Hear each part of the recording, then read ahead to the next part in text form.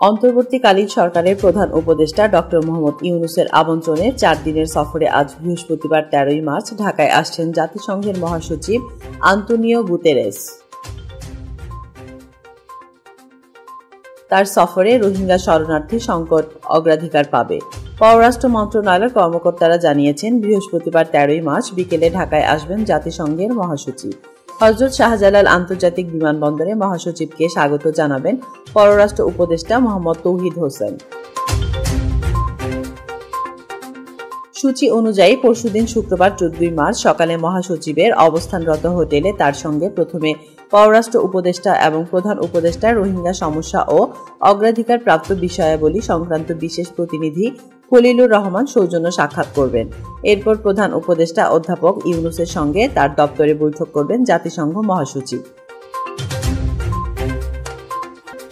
বৈঠক শেষে তারা বাংলাদেশ বিমানের একটি ফ্লাইটে একসঙ্গে কক্সবাজার যাবেন।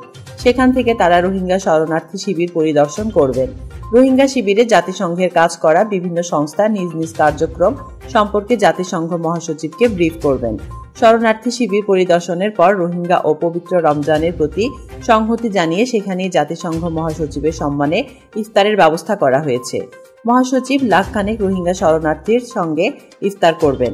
রাতে কক্সবাজার থেকে ঢাকার উদ্দেশ্যে রওনা দেবেন জাতিসংঘ মহাসচিব ও প্রধান উপদেষ্টা। আগামী শনিবার 15 মার্চ ঢাকায় জাতিসংঘের কার্যালয়ে যাবেন মহাসচিব।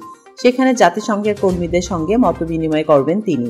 এরপর দুপুরে হোটেলে ফিরে গোলটেবিল বৈঠকে যোগ দেবেন গুতেরেস। এছাড়া সেখানে বাংলাদেশ যুব সমাজ ও নাগরিক প্রতিনিধিদের সঙ্গে মতবিনিময় করবেন মহাসচিব। এদিন সন্ধ্যায় জাতিসংঘ মহাসচিবের সম্মানে ইফতার ও নৈশভোজের আয়োজন করেছেন প্রধান উপদেষ্টা অধ্যাপক ইউনূস। রোববার 15 মার্চ সকালে ঢাকা ছেড়ে যাওয়ার কথা রয়েছে জাতিসংঘ মহাসচিবের। প্রসঙ্গত 2018 সালের জুলাই মাসে বাংলাদেশ সফরে এসেছিলেন জাতিসংঘের মহাসচিব Guterres. Taslima Akhtar Shimu, SBS media.